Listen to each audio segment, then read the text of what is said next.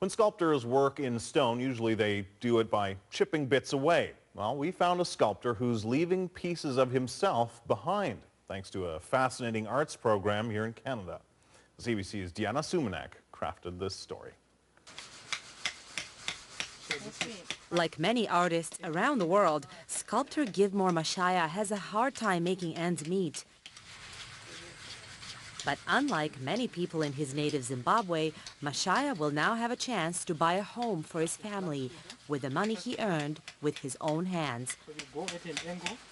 Mashaya is teaching Canadians the traditional art of Zimbabwean sculpture. It makes me very proud. I really enjoyed it, especially to see somebody who can, whom I teach, can afford to produce something out of a stone.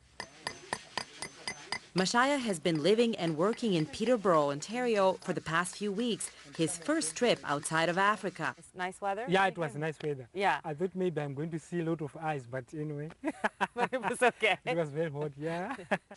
He is the 6th Zimbabwean to become an artist in residence at the Rice Lake Gallery through a program that combines art with foreign aid. Nice and green. Zimbabwean artists come here to exhibit their work, teach Canadians to carve, and take 100% of the money they earn through course fees back home to Zimbabwe. He's taken some tools in here. The program rests on the risk-taking spirit of the gallery owner, Fran Fernley. 12 years ago, Fernley left her job as a magazine editor to volunteer in South Africa and Zimbabwe when she first saw these stone sculptures. There was so much sort of energy and emotion in the work. It's just very alive. It's just, it shows so much of the Zimbabwean culture and their celebration of life and family. Fernley was convinced these dramatic, elegant sculptures would find buyers in North American art connoisseurs, and she was right. She started showing them outdoors just as she first saw them in Zimbabwe.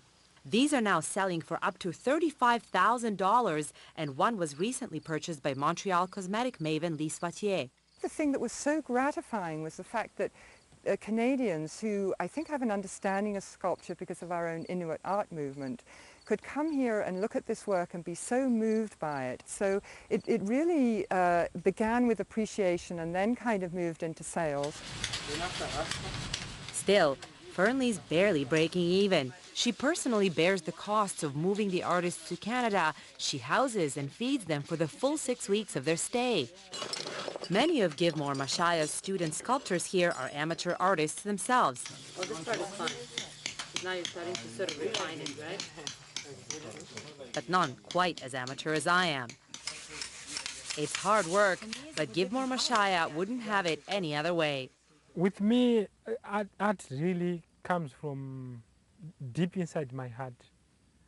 I put a life signature in art. I'm no doubting. The gown. Diana Sumanak, CBC News, Peterborough.